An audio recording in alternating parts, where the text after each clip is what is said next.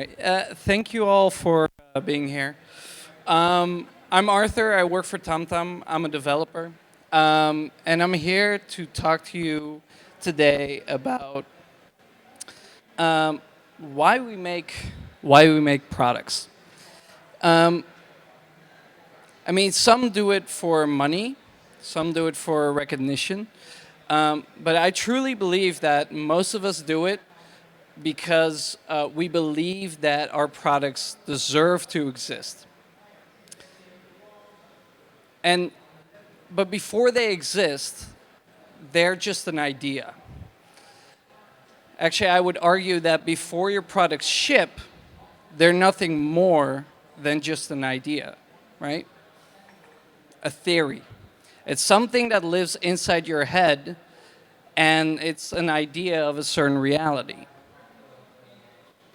Now, if you look at the people, the great minds out there, like Elon Musk or Zuckerberg or Steve Jobs, but even if you go as far as Mandela or Martin Luther King, they all had an idea.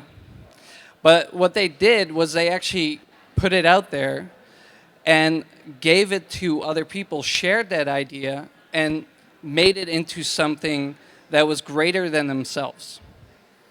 And the same goes for your ideas and your products. Any product and any idea, but especially yours. Your product does not exist until you ship it.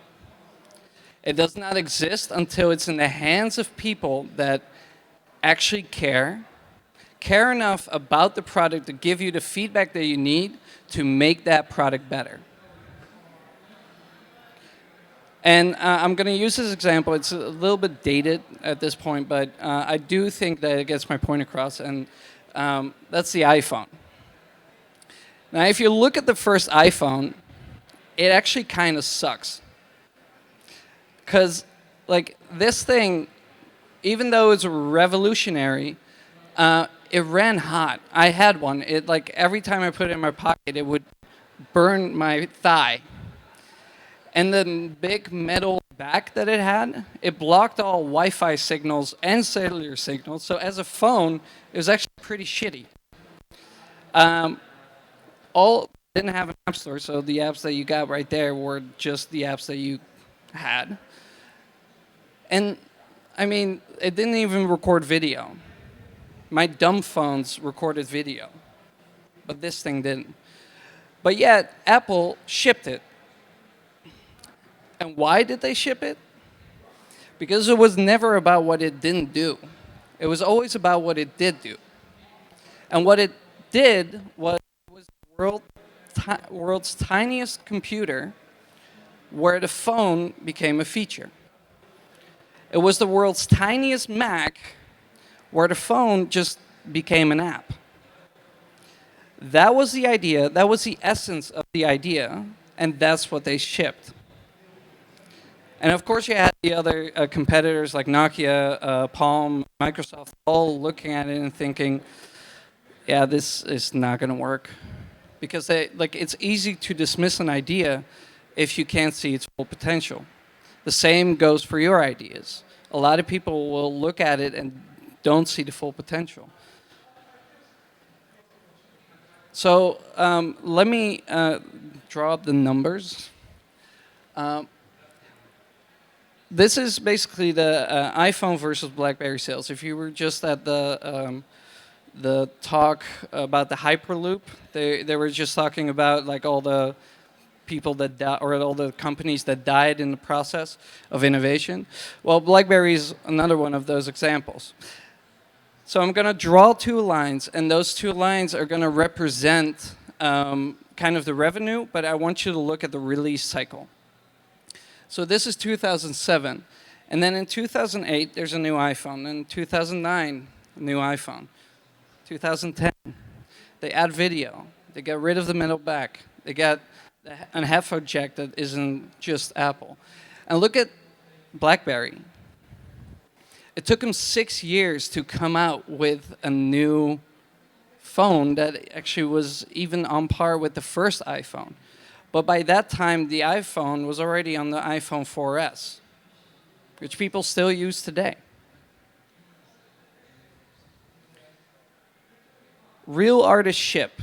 This is Steve Jobs said this in when he released the first Mac, and they know this. Apple has this embedded in their system because when they released the iPhone, the first iPhone, they already knew what was going to be in the next one.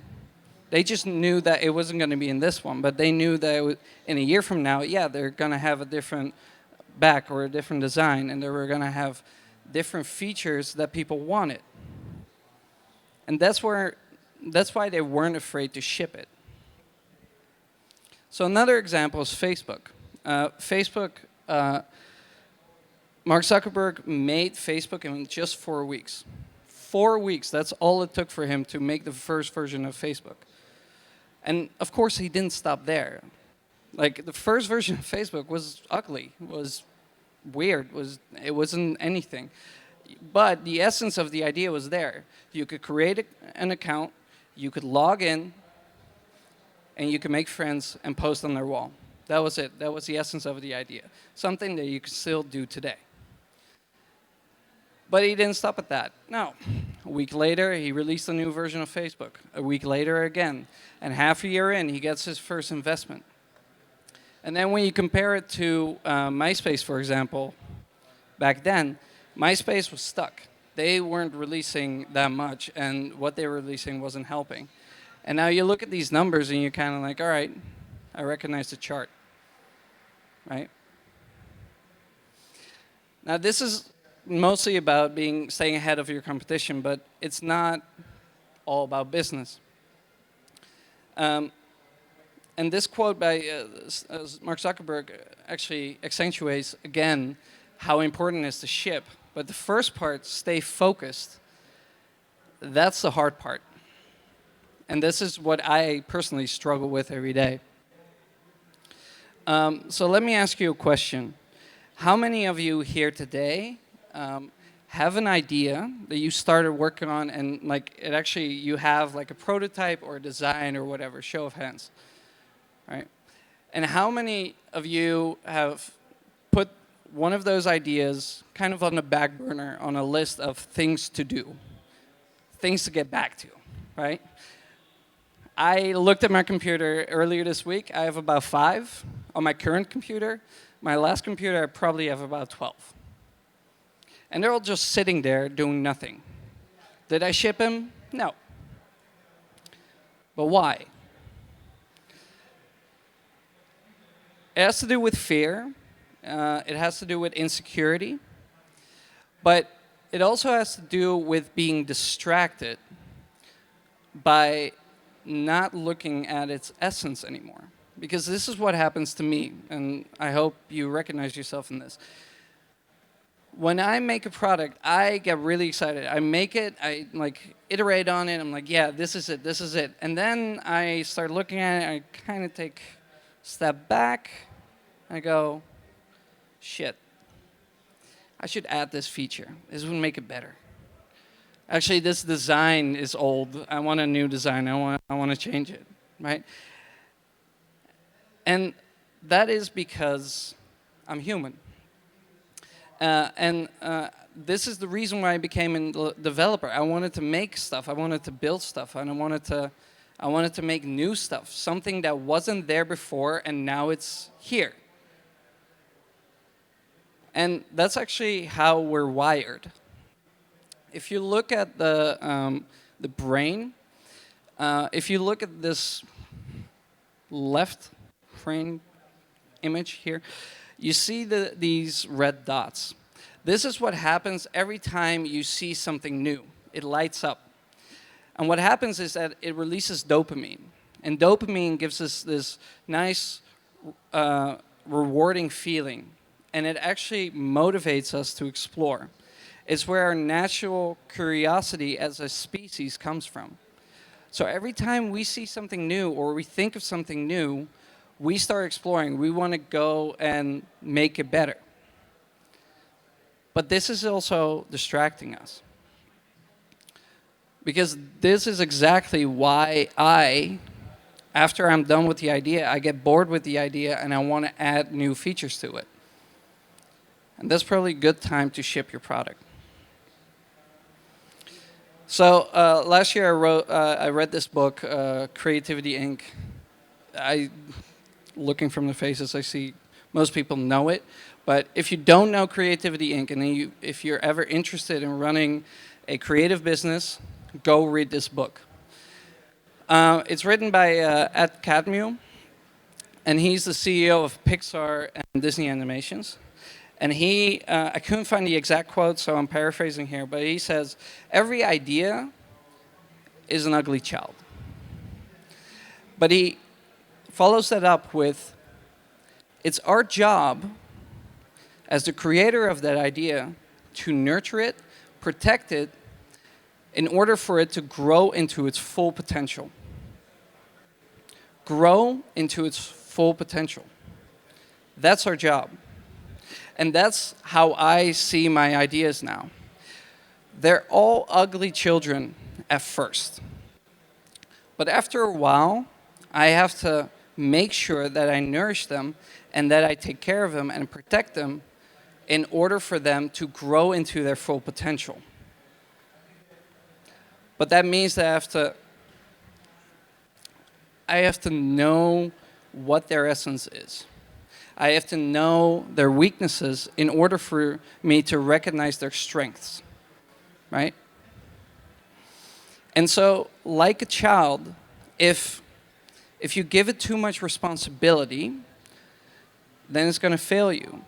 And with your idea, if you add too many things to your idea, it will probably fail you because you made the scope too big. But if you don't give it enough attention, then it's not going to have a thick enough skin to face the outside world. But the worst thing that you can do is overprotecting your idea by not sharing it. Because we all know what happens to overprotected children.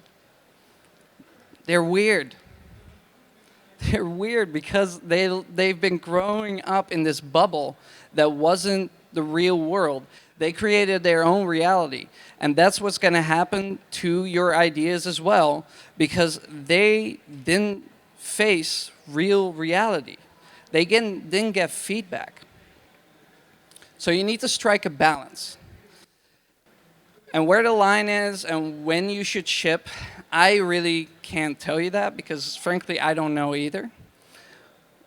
But you need to be the one to make that decision because you're actually the expert on that idea. You have the most experience with it. So once you get the idea in your head, I want you to promise yourself this, that once you start working on an idea, set a deadline. Tell yourself, when am I going to ship it? Because that's the most overlooked part. Because you owe it to yourself, because your ideas are just too valuable not to. So I'm going to leave you with this. Every day, there's going to be people out there with great ideas. Terrific ideas. But the ones that succeed are the people that actually acknowledge that any idea has to get room to breathe to grow into its full potential. You got to nurture it. You got to take care of it. But the most important part is that you actually ship it to expose it to the outside world in order for it to grow into something that you couldn't have even imagined. Facebook, Google, Tesla, but even the startups of today, the ones that truly succeed or get somewhere are the ones that keep shipping because they have the most dedicated and motivated teams on the planet. Because no matter what, those teams know that any idea that they have are just ugly baby at first. But as soon as they expose it to the real world, it gives them the chance to work on it, to iterate on it, and to make it better. And in the end, that's actually what creativity is. It's not an event, it's not a single product, it's not just some moment. It's a process. It's a process of iteration, of motivation, of improvement. We're all humans, and we all get distracted by new things. So, and we're all creatives. So the chances of us overprotecting our ideas is greater than anything else. But as soon as you realize that shipping it will take it to the next level, that's where it becomes real. And you owe it to yourself as an artist. That's how you become a real artist. And that's the true meaning behind real artistship. Thank you.